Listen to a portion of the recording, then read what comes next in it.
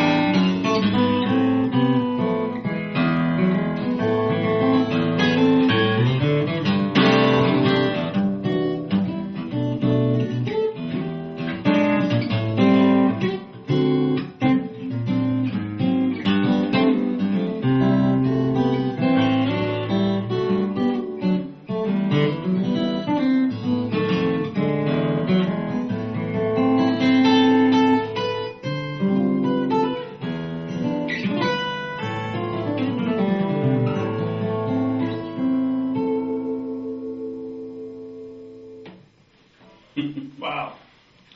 So, John, you've a 2002 fingerstyle champion, and in 2004 you had another. Yeah, I won the International Home of the Legends championship, and of course I've got books and CDs and videos and all that kind of stuff, and I travel all over the country and actually the globe to a certain extent. I understand you just got back from Europe.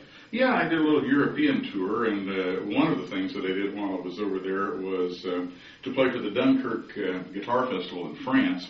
And Pierre Danielou, who was the guy that I know from, I've met him at the Chet Atkins conferences and things over the years, was the one that got me there, and he was just so kind. I thought when I got back from that thing that I would write a little piece, to kind of commemorate it. So I was after sort of that effective music from France around World War II, that kind of torch song, the accordion and that sort of thing, and sort of a soft shoe, easygoing, kind of a swingish style. So anyway, I wrote this little tune called the Dunkirk Shuffle. So you play guitar, I'll play the accordion. Okay.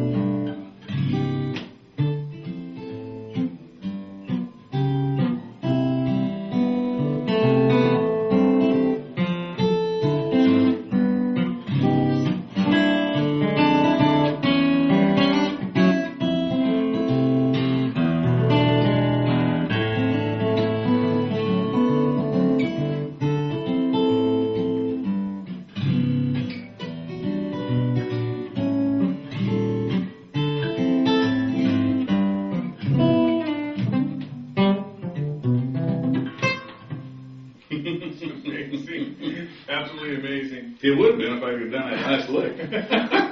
We'll overdub it or something. Oh, yeah, sure.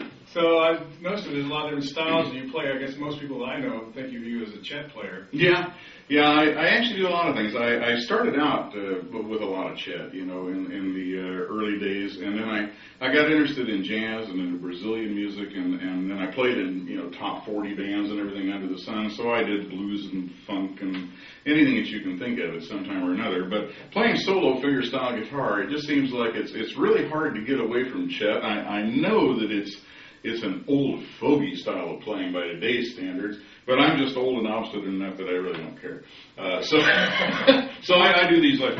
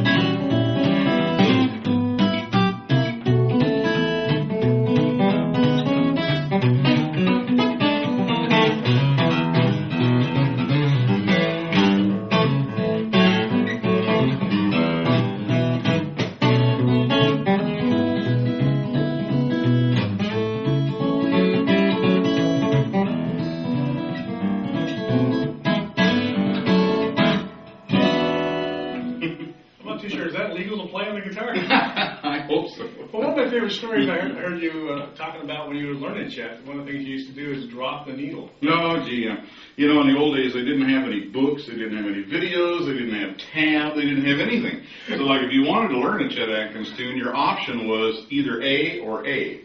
You bought the record, and you set the needle down on the record, and you lifted it up and tried to play what you hear. And that's it. And so, like my records, I would put down just a couple of notes and lift it up. I'd try to find a couple of notes, and then I'd put it down and try to find a couple of more, and then I'd try to remember that many of them, and then and like it would take me 150 hours to learn a tune. And I'll never forget the first thing I ever learned was Camptown Races, And here's what it sounded like on the record, it was like...